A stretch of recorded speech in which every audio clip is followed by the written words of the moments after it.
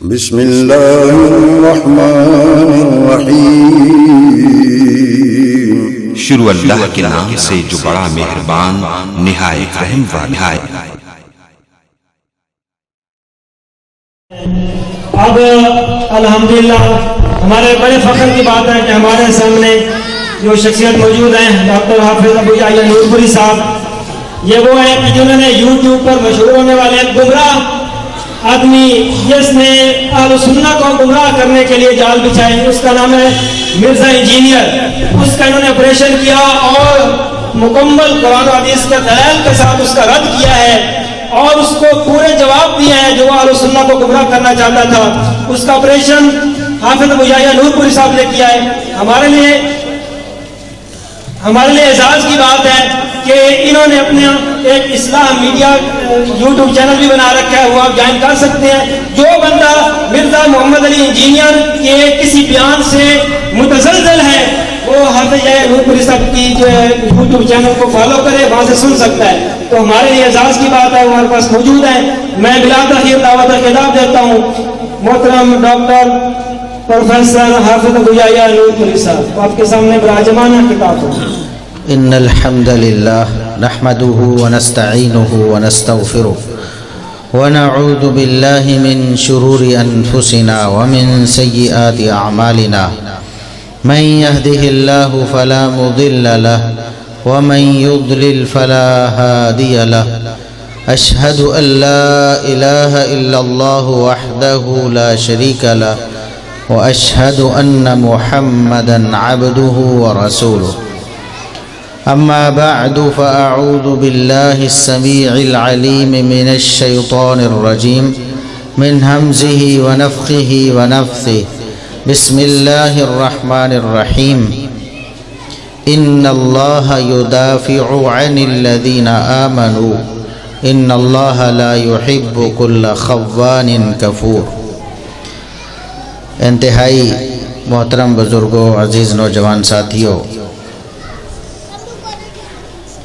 اللہ رب العزت کے فضل و احسان سے آپ کبار علماء اور مشائخ کے بیانات سماعت فرما رہے ہیں۔ مجھ طالب علم کو بھی یہ ڈیوٹی دی گئی ہے کہ آپ نے اصحاب محمد صلی اللہ علیہ وسلم کے دفاع پہ کچھ بات کرنی ہے۔ صحابہ کرام رضوان اللہ علیہ مجمعین وہ عظیم المرتبت ہستیاں ہیں جن کا دفاع اللہ رب العزت نے کیا ہے، جن کا دفاع محمد الرسول اللہ صلی اللہ علیہ وسلم نے خود کیا ہے۔ ہم تو اللہ اور اس کے رسول صلی اللہ علیہ وسلم کی سنت اور طریقے کے مطابق اپنا حصہ ڈالتے ہیں، وہ مقدس اور معتبر ہستیاں ہمارے دفاع کی محتاج نہیں ہیں۔ ہم نہیں تھے تو صحابہ کرام رضوان اللہ علیہ مجمعین کا دفاع ہوتا تھا، اور ہم نہیں ہوں گے تب بھی صحابہ کرام رضوان اللہ علیہ مجمعین کا دفاع ہوتا رہے گا۔ تا قیامت کتاب و سنت اللہ رب العزت کی حفاظت سے محفوظ ہیں۔ جب تک کتاب و سنت ہیں صحابہ کرام رضوان اللہ علیہ مجمعین کی شخصیت کو کوئی داغدار نہیں کر سکتا۔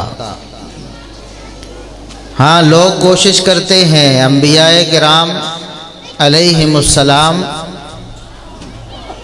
اللہ رب العزت کے اس کائنات میں سب سے برگزیدہ افراد تھے، اللہ کے بندے تھے، لیکن بدبختوں نے ان انبیاء کرام پر بھی جھوٹے الزامات اور بہتانات لگائے۔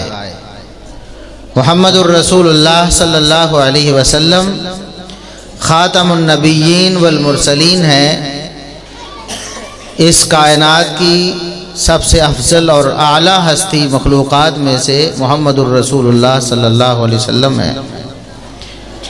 تو آپ صلی اللہ علیہ وسلم پر بھی بدبختوں نے کیچڑ اچھالا، آپ کی ناموس پر بھی حملے کیے گئے اور آج تک کیے جا رہے ہیں، لیکن کوئی محمد الرسول اللہ صلی اللہ علیہ وسلم کی شخصیت کو داغدار نہیں کر سکا۔ اسی طرح اصحاب محمد رضوان اللہ علیہ مجمعین، ان کی شخصیت کو بھی داغدار نہیں کیا جا سکتا۔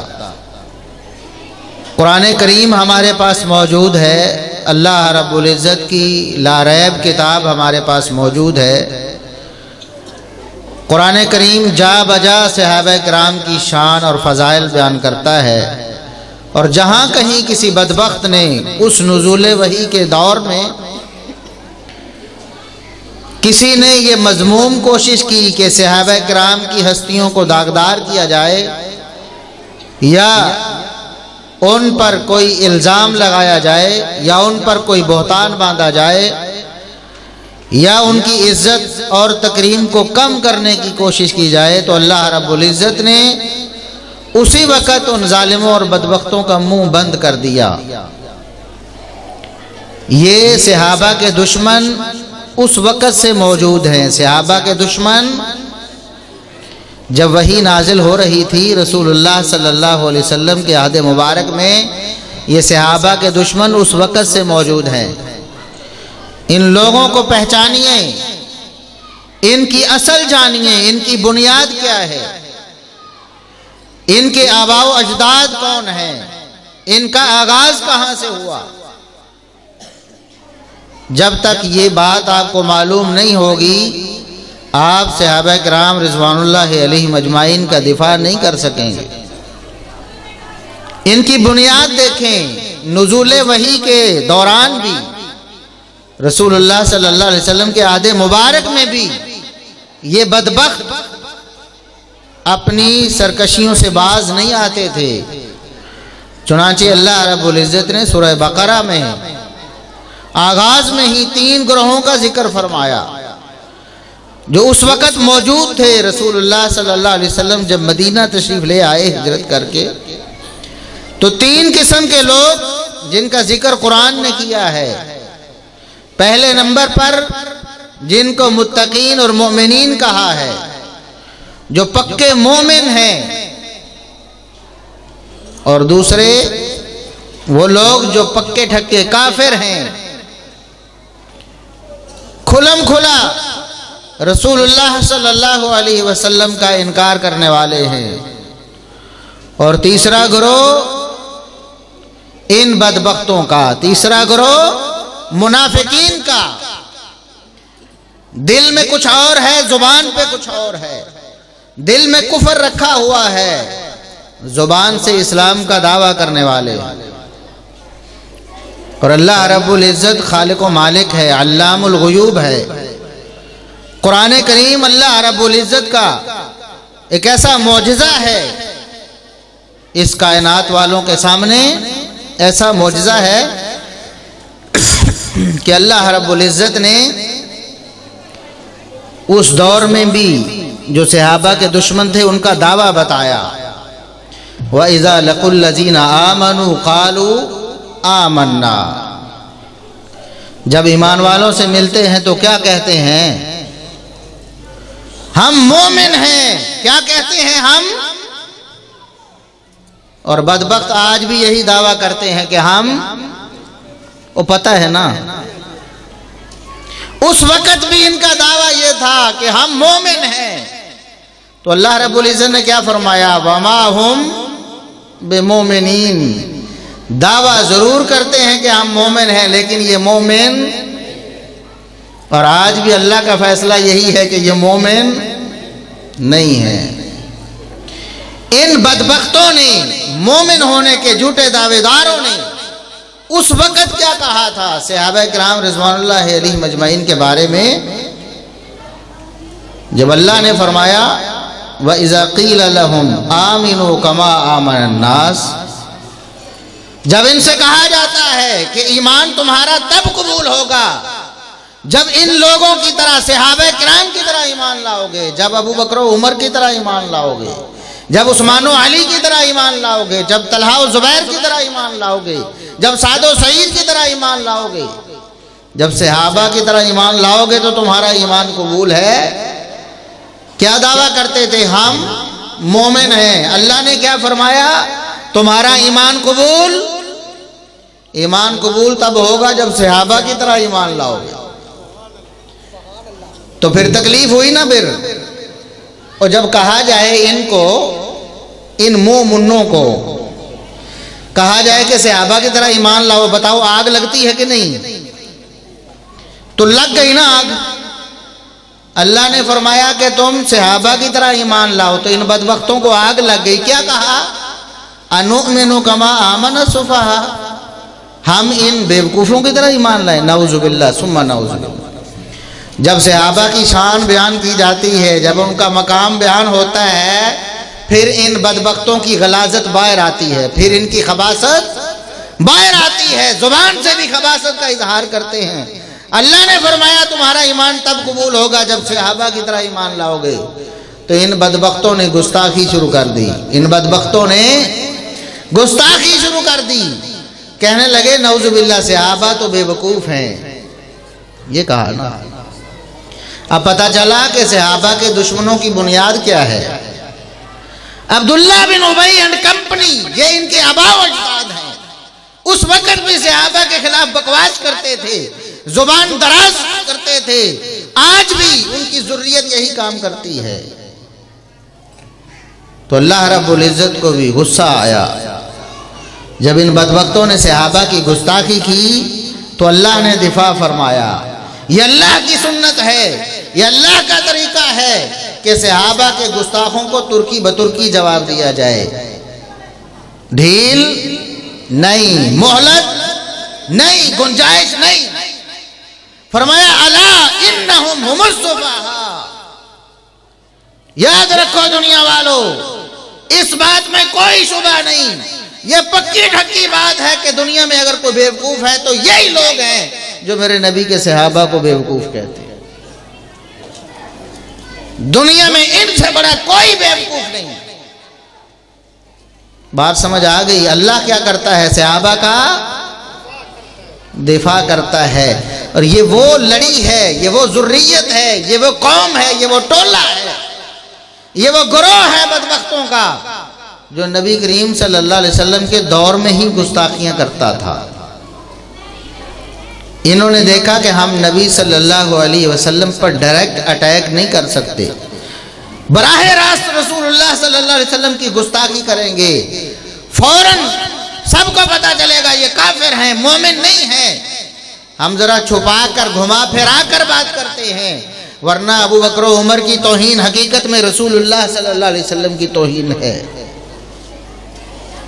بتاؤ ابو بکر و عمر، عثمان و علی رضی اللہ عنہ، ہم نے کسی کا کیا بگاڑا تھا؟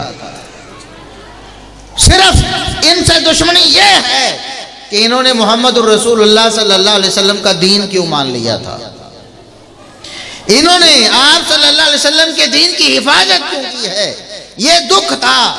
اس لیے ڈائریکٹ رسول اللہ صلی اللہ علیہ وسلم کو برا کہنے کی بجائے صحابہ کو برا کہنے لگے۔ پھر انہوں نے کہا کہ نہیں، رسول اللہ صلی اللہ علیہ وسلم کو دکھ اور پہنچانا ہے۔ پھر ان منافقوں نے کیا کیا؟ رسول اللہ صلی اللہ علیہ وسلم کی ازواج مطہرات میں سے سب سے اعلیٰ شان والی ام المومنین سیدہ عائشہ صدیقہ رضی اللہ عنہا پر الزام باندھا۔ اور بتاؤ سیدہ عائشہ صدیقہ رضی اللہ عنہا پر بہتان کنہوں نے لگایا تھا؟ سیدہ عائشہ رضی اللہ عنہا کی توہین کنہوں نے کی تھی؟ بولو۔ اور آج بھی کون کرتے ہیں توہین سیدہ عائشہ رضی اللہ عنہا کی؟ بتاؤ۔ منافقین کرتے ہیں۔ کوئی مومن نہ صحابہ کی توہین کر سکتا ہے، نہ ام المومنین کی توہین، کوئی مومن توہین نہیں کر سکتا، یہ منافقوں کا کام ہے۔ اور جب سیدہ عائشہ رضی اللہ عنہا کی توہین انہوں نے کی، ان پر الزام لگایا، ان پر بہتان باندھا، اللہ رب العزت نے 10 آیات قرآن کریم میں سورہ نور میں نازل فرمائی۔ سمجھنے کی بات ہے، نقطہ سمجھ کے جانا ہے، بنیاد سمجھنی ہے صحابہ دشمنی کی کیا بنیاد ہے۔ بتاؤ سیدہ عائشہ صدیقہ رضی اللہ عنہا کا کسی دنیا میں، مدینے میں، آس پاس کسی مرد سے کوئی لین دین کا جھگڑا تھا؟ کسی سے کوئی واسطہ تھا؟ کسی سے کوئی جائیداد کا جھگڑا تھا؟ سیدہ عائشہ رضی اللہ عنہا کی دشمنی کیوں ہوئی؟ عبداللہ بن ابی اینڈ کمپنی نے سیدہ عائشہ رضی اللہ عنہا پر الزام کیوں لگایا؟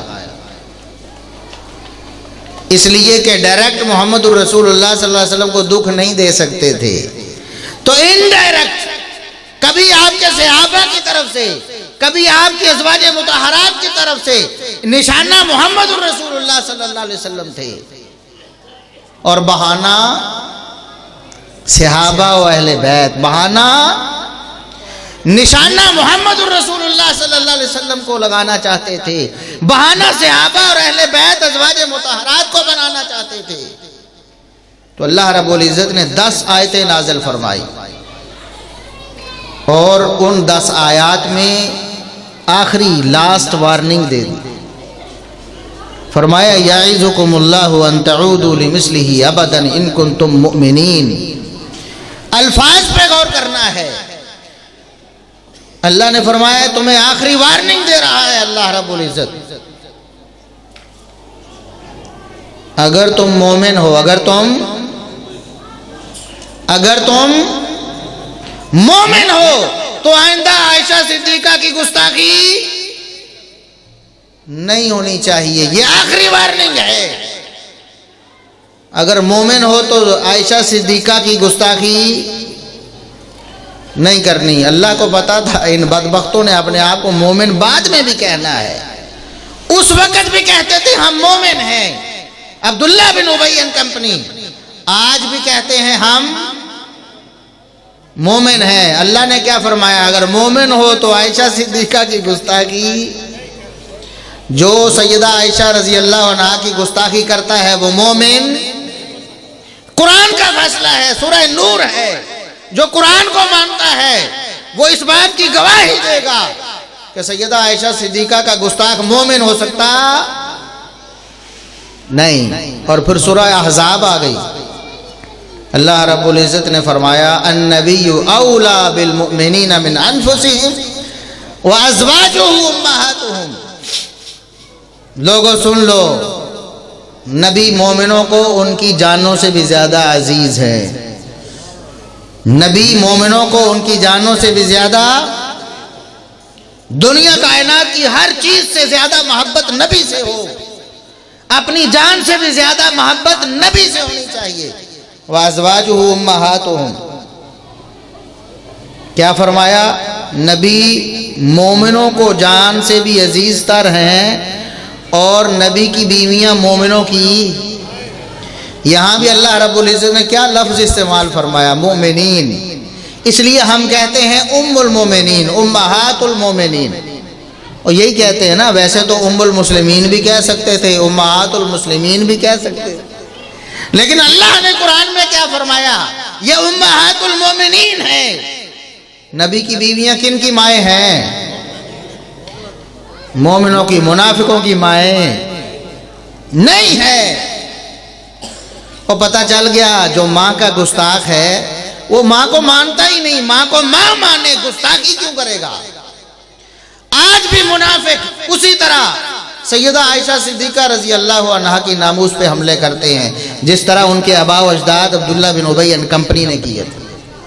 تو آپ کو سمجھ نہیں آتی کہ یہ گروہ کون سا ہے؟ پھر بھی کئی بھولے بھالے نعرے لگاتے ہیں کہ ہم بھائی بھائی ہیں۔ کس کو بھائی بنا رہے ہو؟ جس کا کلمہ اور ہے، کلمے میں بھی کفر ہے، کلمے میں بھی شرک ہے، کلمے میں بھی اللہ اور اس کے رسول کی مخالفت ہے، کلمے میں بھی دین کا انکار ہے۔ بتاؤ کیا کلمہ ہمارے والا ہے؟ نہیں نا، کلمہ اور ہے، نماز اور ہے۔ نماز جس میں صحابہ پر تبرہ کیا جائے وہ نماز ہے، ہماری نماز کیا ہے؟ ہم تو صحابہ پر سلام پڑھتے ہیں اور صحابہ پر السلام علیکہ ایھا النبی ورحمۃ اللہ وبرکاتہ، اس سے پیچھے التحیات للہ والصلوات والطیبات، السلام علیکہ ایھا النبی ورحمۃ اللہ وبرکاتہ، پڑھیں السلام علینا، آگے وعلی عباد اللہ الصالحین۔ اگر صحابہ صالحین نہیں تھے تو دنیا میں کوئی صالح؟ اللہ کے تمام نیک بندوں پر ہم سلام بھیجتے ہیں، اللہ کی رحمتوں کی دعائیں کرتے ہیں، یہ ہماری نماز ہے۔ اور وہ کہتے ہیں کہ اس وقت تک ہماری نماز ہی نہیں ہوگی جب تک صحابہ پر تبرہ نہ کریں۔ ان کو کہتے ہو کہ ہمارے بھائی ہیں؟ یاد رکھیں، ہم تشدد کی، ہم نفرت کی دعوت نہیں دیتے ہیں، ہم نہیں کہتے کہ جاؤ اسلحہ اٹھاؤ اور جا کے لڑ پڑو، لیکن کسی بے ایمان کو ہم مومن تسلیم کرتے، یہ ہمارا ایمان ہے، ہمارے عقیدے سے ہمیں کوئی ہلا نہیں سکتا ہے۔ مومن وہ ہے جو اللہ کی مانتا ہے، جو رسول اللہ صلی اللہ علیہ وسلم کی مانتا ہے۔ قرآن میں تو اللہ فرماتا ہے فَإِنْ آمَنُوا بِمِثْلِ مَا آمَنْتُمْ بِهِ فَقَدِ اهْتَدَوْا، اگر یہ لوگ ایمان لانا چاہتے ہیں تو ابو بکر و عمر، عثمان و علی تمہاری طرح ایمان لائیں، تب ہدایت پر ہوں گے۔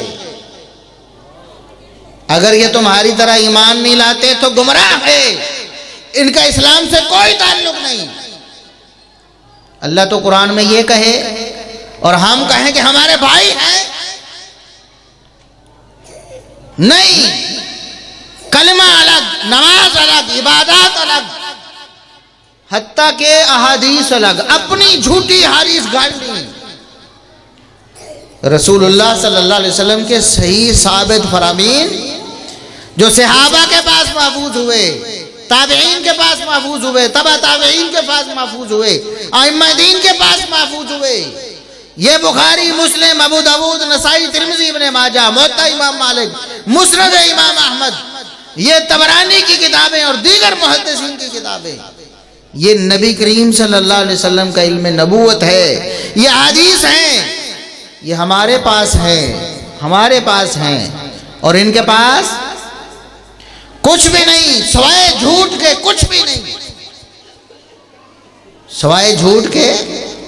دعویٰ یہ ہے کہ ہم قرآن کو مانتے ہیں، بتاؤ جس قرآن کو ابو بکر نے محفوظ کروایا ہو، حکم دیا ہو زید ابن ثابت کو، مشورہ عمر بن خطاب کا ہو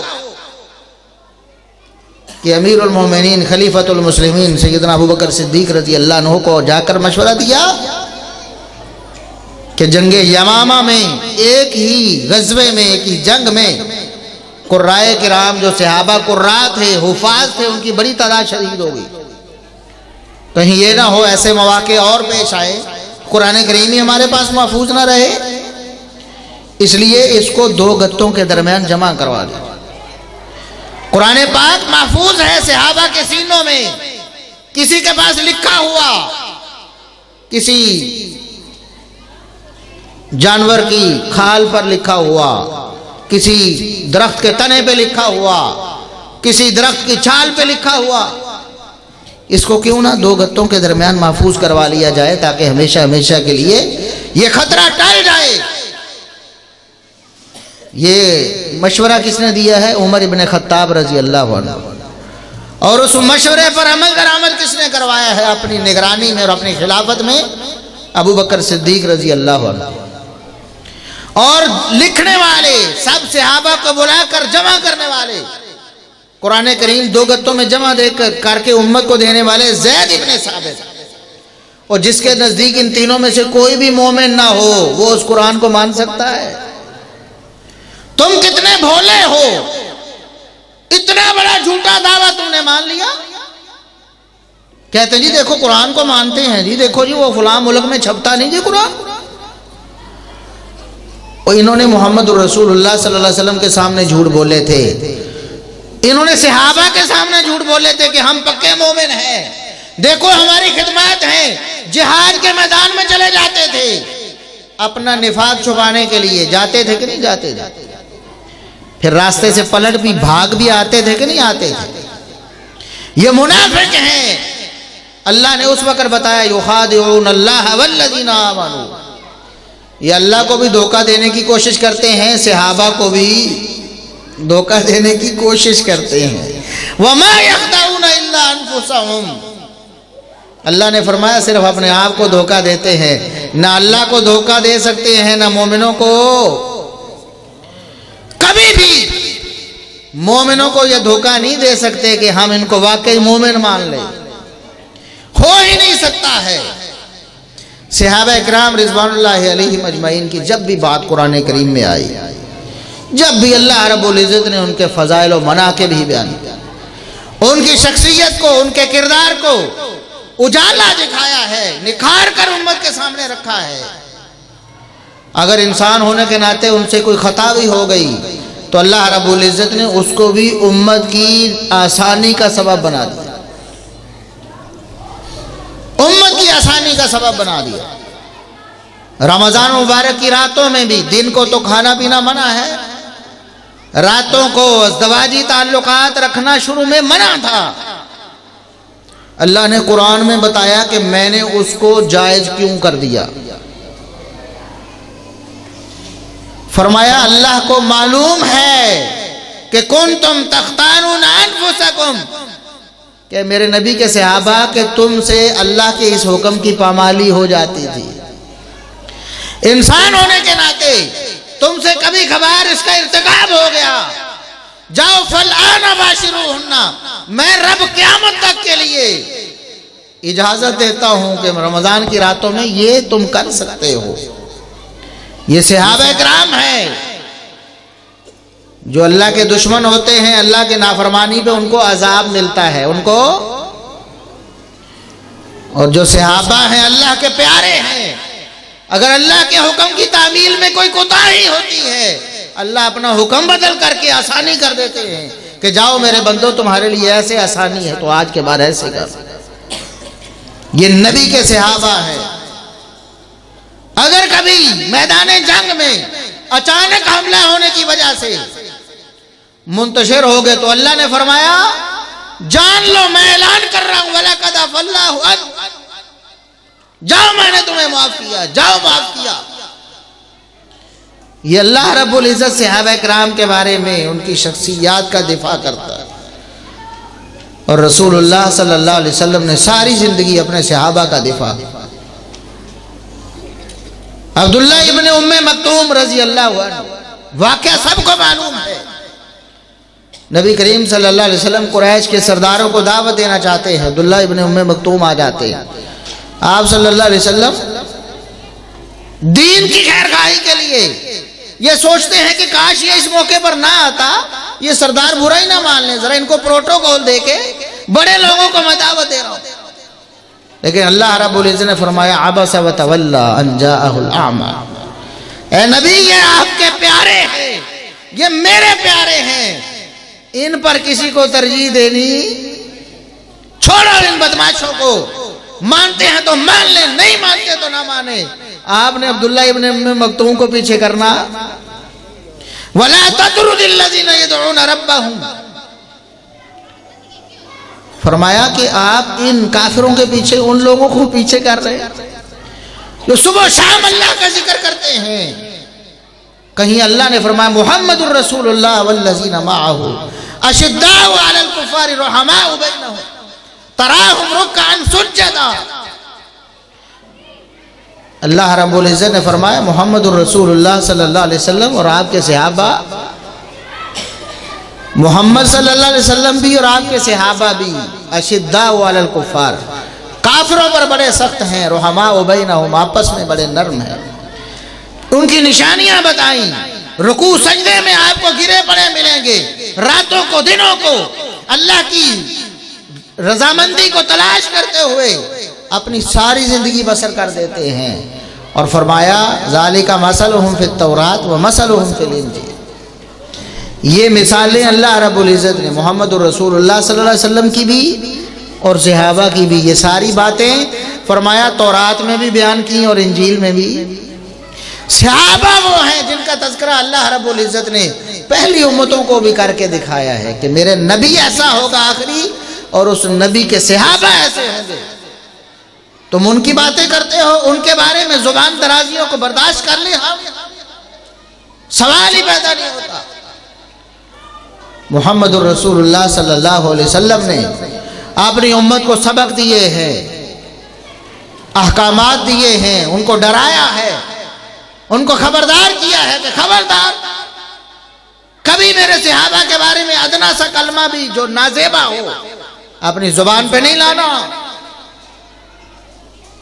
محمد الرسول اللہ صلی اللہ علیہ وسلم نے فرمایا اللہ کی قسم، مجھے اس ذات کی قسم جس کے ہاتھ میں میری جان ہے، تم احد پہاڑ کے برابر سونا خرچ کر دو، میرے صحابی کے ایک مٹھی برابر خرچ کیے ہوئے جو کا بھی تو مقابلہ کر سکتے نہیں۔ اور صحابہ کرام کو رسول اللہ صلی اللہ علیہ وسلم کیا بتا کر گئے۔ عبداللہ ابن عمر رضی اللہ عنہما رسول اللہ صلی اللہ علیہ وسلم کی وفات کے بعد درس دے رہے ہیں، کن کو؟ تابعین کو درس دے رہے ہیں، اور فرما رہے ہیں کہ لا تسبوا اصحاب رسول اللہ صلی اللہ علیہ وسلم۔ تابعین کتنے عظیم الشان لوگ ہیں۔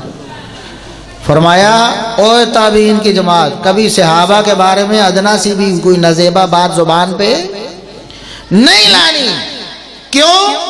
عبداللہ ابن عمر رضی اللہ عنہما نے جو رسول اللہ صلی اللہ علیہ وسلم سے تعلیم دی ہے صحابہ کی شان اور عظمت کے بارے میں، وہ بتاتے ہیں، فرمایا فلا مقام احدہم ساعۃ خیر من عمل احدکم عمرہ، تم میں سے کوئی شخص ساری زندگی عبادت میں گزار دے، پیدا ہوتے سجدے میں پڑ جائے، ساری زندگی سجدے میں رہے، سجدے میں اس کی روح پرواز ہو جائے، ساری زندگی روزے رکھتا رہے، ساری زندگی جہاد کرتا رہے، ساری زندگی خیرات کرتا رہے، اللہ کی قسم کسی صحابی کے ایک لمحے کا مقابلہ نہیں کر سکتا۔ اس لیے کبھی صحابہ کے بارے میں اپنی زبان کو بے لگام نہیں کرنا۔ دفاع محمد الرسول اللہ صلی اللہ علیہ وسلم نے کیا، صحابہ کو سکھایا، اور صحابہ نے دفاع کیا ہے اصحاب محمد صلی اللہ علیہ وسلم۔ پھر تابعین ہے، تبع تابعین، ائمہ دین ہے۔ ہمارے عقیدہ کی کتابوں میں باقاعدہ باب شامل ہوئے، باقاعدہ چیپٹر شامل ہوئے کہ ہمارا جس طرح عقیدہ اللہ پر ہے، جس طرح رسول اللہ پر ہے، اسی طرح صحابہ پر ہے۔ اسی طرح ہو ہی نہیں سکتا اللہ اور اس کے رسول پر ایمان ہو اور صحابہ پر ایمان نہ ہو۔ کس طرح کرو گے صحابہ کے بغیر؟ اللہ پر ایمان کیسے لاؤ گے؟ رسول اللہ صلی اللہ علیہ وسلم پر ایمان کیسے لاؤ گے؟ لا ہی نہیں سکتے۔ تمہارے پاس نہ قرآن رہے گا صحابہ کو چھوڑ کر، نہ رسول اللہ صلی اللہ علیہ وسلم کی ایک بھی تعلیم رہے گی صحابہ کو چھوڑ کر۔ جن لوگوں کا دین صحابہ کے بغیر بنا ہے نا، ان کے دین میں سب سے بنیادی بات جھوٹ بولو، جتنا بول سکتے ہو اتنے ہی تمہارے درجات بلند ہو جائیں گے۔ یہ نتیجہ ہے صحابہ کو چھوڑ کر دین بنانے کا۔ اور بے غیرتی اور بے حیائی دنیا میں کسی مذہب کا حصہ نہیں سوائے اس مذہب کے۔ صحابہ کو چھوڑ کر مذہب بنایا، نبی کی بیوی پر انگلی اٹھائی، مومنوں کی ماں پر انگلی اٹھائی، اللہ نے ان کو رج کے بغیرت بنا دیا۔ یہ رج کے بغیرت ہیں۔ جتنا زیادہ منہ کالا کرو اتنے زیادہ درجات بلند ہوتے ہیں، پتہ ہے نا آپ کو۔ یہ نتیجہ ہے صحابہ کو چھوڑ کے مذہب بنانے کا۔ کوئی مذہب، کوئی دین، کوئی اسلام صحابہ کے بغیر نہیں۔ اس لیے اپنے عقیدوں کو مضبوط کیجئے، اپنے بچوں کے عقیدوں کو مضبوط کیجئے۔ آج سوشل میڈیا کے ذریعے بہت بڑا وار کیا جا رہا ہے، صحابہ کرام کے بارے میں شکوک و شبہات کا شکار کیا جا رہا ہے۔ ہمارے بچوں کو، ہمارے نوجوانوں کو اپنے آپ کو مضبوط کیجئے، علماء کے پاس بیٹھیے، کتاب و سنت کا علم حاصل کیجئے، صحابہ کی عظمت، ان کی شان اور ان کے فضائل سیکھیے۔ آپ کو فنگر ٹپس پہ یاد ہونے چاہیے۔ ابو بکر رضی اللہ عنہ کے فضائل کے ہیں، عمر فاروق رضی اللہ عنہ کے، عثمان غنی رضی اللہ عنہ، علی المرتضیٰ رضی اللہ عنہ کے، حسن و حسین رضی اللہ عنہما کے، سیدہ فاطمہ رضی اللہ عنہا کے، سیدہ عائشہ رضی اللہ عنہا کے، سیدہ خدیجہ رضی اللہ عنہا کے، سیدہ حفصہ رضی اللہ عنہا کے، ان کے فضائل و مناقب آپ کو انگلیوں کے پوروں پر یاد ہونے چاہیے۔ اپنے بچوں کو سکھائیں، ان کو صحابہ کی کہانیاں سنائیں، ان کو ان کی وفاداری جانثاری بتائیں، ان کی شجاعت، ان کی دیانت، ان کی امانت سکھائیں ان کو، تب جا کر آپ اپنی نسلوں کو بچا سکتے ہیں، ورنہ آپ کی نسلیں اصل اسلام پہ قائم نہیں رہیں گی۔ اللہ سے دعا ہے کہ اللہ رب العزت ہمیں صحابہ کرام کا دفاع کرنے کی توفیق عطا فرمائے۔ یہ 2-3 سوالات ہیں، وقت بھی مختصر ہے۔ پہلا سوال قرآنی آیت ہے، وقال ربکم ادعونی استجب لکم، تمہارے رب نے فرمایا کہ مجھے پکارو میں تمہاری پکار قبول کروں گا، اور ان الذین یستکبرون عن عبادتی سیدخلون جہنم داخرین، جو لوگ اللہ کی عبادت سے یعنی دعا سے منہ موڑتے ہیں وہ جہنم میں ذلیل ہو کر داخل ہو جائیں گے۔ تو یہ 2 آیتیں لکھ کر سوال کیا گیا ہے کہ ان آیتوں میں اللہ سے دعا نہ کرنے والوں کے لیے جہنم کی وعید ہے، خواہ وہ دعا عبادت ہو یا دعائے طلب حاجت ہو۔ لیکن عملی طور پر جب کوئی مقتدی ہماری مساجد کے اماموں کو نماز کے بعد دعا کرنے کے لیے کہہ دیتا ہے تو ان کا اعراض اور گھبراہٹ انجانے میں ان ائمہ مساجد کو اس وعید کا مستحق تو نہیں بنا دیتی۔ بڑا فصیح و بلیغ انداز میں گول مول کر کے سوال کرنے کی کوشش کی گئی ہے کہ اللہ کہتا ہے دعا کرو، اور ہم امام صاحب سے کہتے ہیں نماز کے بعد دعا کرو تو وہ دعا نہیں کرتے، وہ اللہ کے اس فرمان کے منکر ہو گئے۔ اچھا، آپ امام صاحب سے نماز سے پہلے دعا کا کیوں نہیں کہتے؟ کیا یہ آیتیں آپ کو نماز سے پہلے یاد نہیں آتی؟ یہ بھی تو سوال ہے نا، یہ آیتیں کیا نماز کے بعد کے لیے اتری ہیں کہ نماز کے بعد آپ نے امام سے کہنا ہے؟ اندازہ کرے بھی نماز کیا ہے، اور بتاؤ نماز کیا ہے؟ نماز سبحانک اللہم سے لے کر اللہم باعد بینی سے لے کر ساری نماز دعا ہے۔ آپ اللہ سے کیا کرتے ہیں؟ ایاک نعبد و ایاک، بتاؤ امام بھی کر رہا ہے اور مقتدی بھی، اور اینڈ میں پھر آپ دعائیں کرتے ہیں قبر حشر میں اللہ کے عذاب سے بچنے کے لیے، جنت کی دعائیں کرتے ہیں، رب اجعلنی مقیم الصلاۃ، جو بھی دعائیں پڑھتے ہیں آپ، یہ کیا ہے؟ پھر کہتے نہیں دعا کیوں نہیں کی تھی؟ ساری دعائیں کر کے کہتے ہیں کہ دعا نہیں کی۔ بھائی یہ بات درست ہے کہ اگر آپ کو کوئی ضرورت، کوئی حاجت، کوئی مصیبت آ گئی ہے تو آپ دعا کر بھی سکتے ہیں اور امام صاحب سے کہہ بھی سکتے ہیں، خطبے کے دوران کہہ دیں، خطبے کے دوران نماز، لیکن اس کو یہ بنا لینا کہ نماز کے بعد دعا ہوتی ہے، بھی وہ نماز کے بعد بھی ہو سکتی ہے، نماز سے پہلے بھی، خطبے کے دوران بھی ہو سکتی ہے کہ نماز کے بعد اگر کوئی بندہ التزام کے ساتھ، پابندی کے ساتھ دعا نہیں کرتا، اس لیے نہیں کرتا کہ رسول اللہ صلی اللہ علیہ وسلم نے ایسا، ہاں ضرورت پیش آئے تو کسی بھی وقت کر لے۔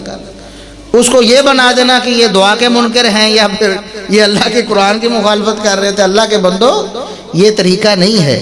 جو آیتیں آپ نے پڑھی ہیں یہ نماز کے دوران کے لیے بھی ہیں، نماز سے پہلے کے لیے بھی ہے، تو آپ نے صرف نماز کے بعد کے لیے کیوں سمجھ لیا انہیں؟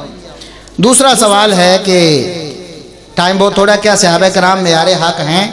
بالکل ہیں۔ اگر ایسا ہے تو پھر اکثر مسلمان صحابہ کرام کے معمولات اور معاملات میں کیے گئے فیصلوں کو حجت تسلیم کیوں نہیں کرتے؟ آگے 1-2 مثالیں دی گئی ہیں، میں بات مختصر کرتا ہوں۔ صحابہ کرام کا کوئی ایسا اتفاقی فیصلہ لے آئیں، کوئی ایسا اتفاقی فیصلہ جس کو مسلمان نہیں مانتے، ہم ان کو مسلمان ہی نہیں مانتے، سیدھی سی بات۔ صحابہ کا کوئی اتفاقی فیصلہ ہو، ہاں صحابہ کرام میں کوئی اجتہادی اختلاف ہو سکتا ہے، جب اختلاف ہو پھر ہم نے دیکھنا ہے کہ کتاب و سنت کے مطابق اس کی بات اس کو لے لیں، لیکن صحابہ کرام ایک اتفاقی فیصلہ کریں، اس کی مخالفت، ہاں یہ ہو سکتا ہے کسی عالم کے سامنے ایک حدیث ثابت ہے اور ایک غیر ثابت ہے، وہ سمجھتا ہے کہ صحابہ سے دوسرا قول بھی ثابت ہے، حالانکہ حقیقت میں ہو سکتا نہ ثابت ہو، لیکن وہ اس وجہ سے دوسرا قول مان رہا ہے، اس وجہ سے نہیں کہ صحابہ کی مخالفت کر۔ آپ کوئی ایسی مثال پیش نہیں کر سکتے، یہ تو مسلمانوں کا اتفاقی اور اجماعی۔ قرآن میں اللہ نے کہا سبیل المومنین کی پیروی کرنی ہے، اور ابھی آپ نے شیخ الحدیث علامہ غلام مصطفیٰ ظہیر امنپوری حافظہ اللہ تعالیٰ کا خطاب بھی یہی سنا ہے کہ صحابہ کے راستے میں ہی ہدایت ہے. بات سمجھیے کہ نہیں؟ تو کوئی مثال ایسی پیش کرے جس میں واقعی کوئی دوسرا قول روایت ہی نہ ہوا ہو اور مسلمان اس کو نہ مان، یہ ہو ہی نہیں سکتا. صحابہ ہی معیار حق ہے. حدیث شریف میں آتا ہے اذا امن الامام فامن ہو، جب امام آمین کہے تو تم بھی آمین کہو. لیکن عملی طور پر ایسا ممکن نہیں ہو رہا. وہ اس لیے نہیں ہو رہا کہ آپ سمجھ نہیں رہے اسے. آپ کے ذہن میں ایک غلط فہمی بیٹھ گئی ہے، وہ یہ ہے کہ جب ہم نے فاتحہ پڑھنی ہے تو امام کے پیچھے پیچھے پڑھنا واجب ہے، امام سے پہلے پڑھے. یہ غلط فہمی. یہ کیا ہے؟ دیکھیں نماز کے کچھ معاملات ایسے ہیں جس میں شریعت نے بتا دیا کہ امام سے آگے نہیں بڑھنا. کیسے؟ آپ نے فرمایا کہ جب امام رکوع کرے تو پھر تم، جب سجدہ کرو تو پھر تم. تو یہ جو ارکان ہیں، اوپر نیچے جانا ہے سجدے میں، رکوع میں بیٹھنا ہے، اٹھنا ہے، اس میں امام کے پیچھے پیچھے چلنا ہے. باقی پڑھنے میں امام کے آگے پیچھے کا کوئی مسئلہ. اور تحیار پڑھ رہے نا امام صاحب پڑھ رہے، تجھے کی پتہ امام صاحب کتنے، تجھے اگے نکل جاؤ تو کوئی حرج نہیں. اسی طرح سورہ فاتحہ بھی اگر آپ امام سے پہلے پڑھ لیں تو کوئی حرج، اور بعد میں بھی پڑھ لیں تب بھی کوئی حرج. آمین کہہ کے فاتحہ پڑھ لو، کوئی حرج نہیں. آمین کہنے سے پہلے آپ غیر المغضوب علیہم ولا الضالین کہہ لیں، کوئی حرج.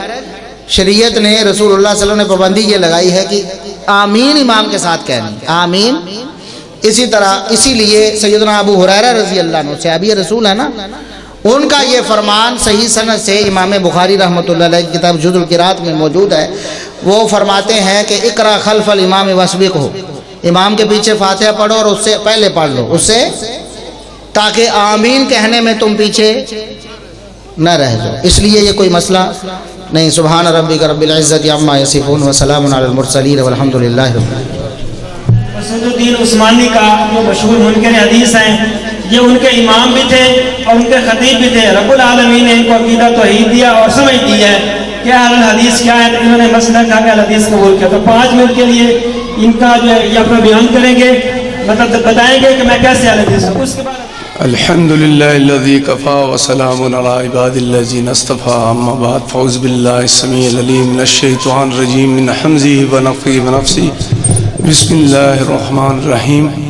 وقال اللہ تبارک وتعالی کما ورد فی سورۃ الشورى. بسم اللہ الرحمن الرحیم. ام لم شرکاء شرعوا له من الدین ما لم یأذن باللہ. میرے واجب الاحترام بزرگوں، دوستوں، ساتھیوں، اللہ رب العزت نے اس آیت کے اندر جو سورہ شورى کے اندر ہے کہ فرمایا ہے کہ کیا تمہارے ایسے شریک ہیں جنہوں نے تمہارے لیے دین کا ایسا طریقہ مقرر کیا ہے جس کا اللہ نے اجازت نہیں دی، جس کی اللہ نے اجازت نہیں دی، رسول اللہ صلی اللہ علیہ وسلم نے اجازت نہیں دی. اسی طرح جو بھی فرقہ گروہ ہے، گمراہ لوگ ہیں، ان کے پیچھے ایک شخصیت ہوتی ہے. آپ دیکھ لیں جتنے بھی گمراہ فرقے ہیں ان کے پیچھے ایک شخصیت ہے. اسی طرح یہ جو ایکس کیپٹن ڈاکٹر مسعود الدین عثمانی کا جو گروہ ہے، میں نے 2.5-3 سال تحقیق کی.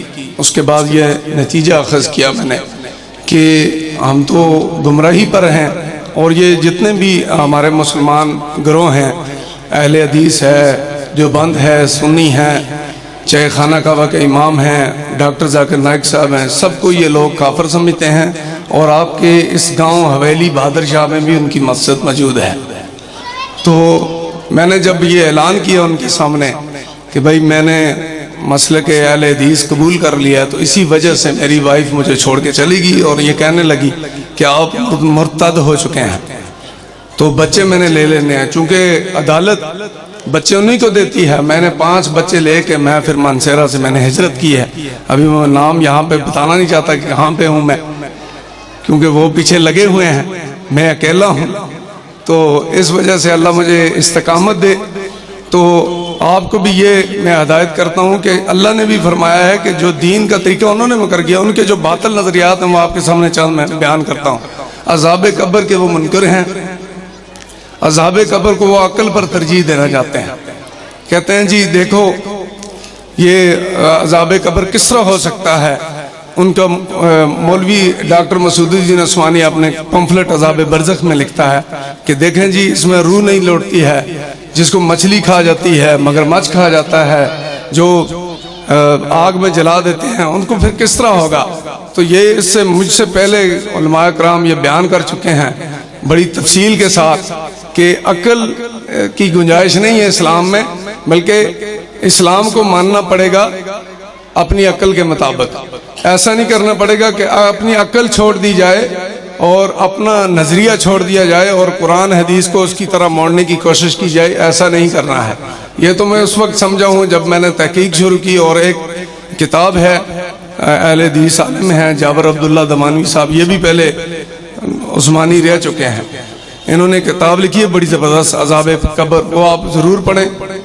اس میں ان کے باطل نظریات کا بڑا تحقیقی جائزہ ہے، وہ میں نے پڑھی تھی، پھر مجھے اللہ نے سمجھ عطا کی. اور یہ مسلمانوں کے جنازے نہیں پڑھتے ہیں یہ لوگ، دوسری ان کے اندر ہے، یہ مطلقاً ہمیں کافر سمجھتے ہیں اور یہ ان سے بچ کے رہنا ہے. یہ بہت بڑا فتنہ ہے. ایک تو ہوتا نا فرقہ، اس کی کوئی گنجائش ہوتی ہے، لیکن فتنہ جو ہے وہ قتل سے بھی زیادہ جرم ہے. اور نبی علیہ السلام نے کہا کہ اسلامی اسٹیٹ ہو تو فتنہ انگیز لوگوں کیا ہوگا، ایک سائیڈ کے ہاتھ اور ایک سائیڈ کے بازو، ان کا ایک سائیڈ کی ٹانگ اور ایک سائیڈ کا ہاتھ کاٹا جائے گا. یعنی یہ شدت کے اور توحید کا لبادہ لے کے یہ لوگ اٹھے ہیں. اس سے لوگ زیادہ اٹریکٹ ہوتے ہیں، مائل ہوتے ہیں لوگ کہ یہ توحید کی بات کرتے ہیں. اسی طرح معتزلہ جو فرقہ تھا وہ بھی یہی کہتا تھا کہ ہم اللہ کو ہر معاملات کے اندر خالص کر کے ماننا چاہتے ہیں. تو یہ ان کا بھی نظریہ بالکل سیم اسی طرح ہے، لیکن گویا کہ نہ اللہ کو اس طرح مانتے ہیں نہ رسول اللہ صلی اللہ علیہ وسلم کو مانتے ہیں. حدیث بے شمار ہیں عذاب قبر کی، لیکن اس کی نجائز تعویلات کرتے ہیں. اور وَلَا تَشْتَرُوا بِآيَاتِي ثَمَنًا قَلِيلًا، یہ آیت پڑھ کے فتویٰ بازی علماء پہ شروع کر دیتے ہیں. دیکھو جی اللہ کہتا ہے تم پہ پیسے نہ لو، اور یہ پیسے لے رہے ہیں. حالانکہ یہ یہود و نصارہ کے جو علماء تھے وہ کتاب میں سے مسئلوں، وہ جو آیتیں تھیں توحید کی یا عمل کرنے کی جو آیتیں تھیں حلال حرام کی، اس کو ہٹا کر اس پر فتوے جو لکھ کے دیتے تھے اس پر وہ پیسے لیتے تھے. اس کے شان نزول میں یہ آیت نازل ہوئی تھی کہ وَلَا تَشْتَرُوا بِآيَاتِي ثَمَنًا قَلِيلًا، کہ اللہ کی آیتوں کے بدلے یہ پیسے نہ لو. وہی آیا فَاتَّقُونَ، اللہ سے ڈرو. اس طرح عام فہم بندے کو وہ دھوکہ دیتے ہیں اور اس سے وہ مائل ہو جاتے ہیں، کیونکہ یہ آپس میں بڑی محبت کرتے ہیں یہ لوگ، اس لیے عام جو فہم بندہ ہوتا ہے وہ ان کی طرف مائل ہو جاتا ہے. اس طرح یہ خانہ کعبہ کے امام کو بھی کافر سمجھتے ہیں. گو کہ ظاہری حالت میں نہیں کہیں گے، کبھی بھی آپ کو نہیں کہیں گے. آپ جب زیادہ قریب ہوں گے، بالکل ان کے ساتھ ٹچ ہو جائیں گے، پھر آپ کو بتائیں گے. ظاہری حالت میں یہ لوگ بڑے گھل مل کے ملیں گے، آپ کو بڑے اچھے انداز میں ملیں گے. اور امام احمد بن حنبل رحمۃ اللہ علیہ کو بھی یہ نعوذ باللہ ثم نعوذ باللہ کافر سمجھتے ہیں یہ لوگ. اور آپ کے اس گاؤں کے اندر موجود ہیں، وہ آپ کو ساتھی بتائیں گے. میں یہاں کیونکہ یہ میڈیا ہے، سوشل میڈیا پہ یوٹیوب پہ بات کر رہا ہوں میں، تو اس وجہ سے میں نہیں بتانا چاہتا. وہ آپ کو بتا دیں گے کہاں پہ ہیں بہادر شاہ حویلی کے قریب ہی ہے ان کی مسجد. تو ان سے اپنے ایمان کو بچائیں اور سلف صالحین کا جو منہج ہے اسی پہ اللہ ہمیں قائم رکھے اور کتاب و سنت پر ہمیں قائم رکھے. اقول قولی ھذا استغفر اللہ لی ولکم ولسائر المسلمین.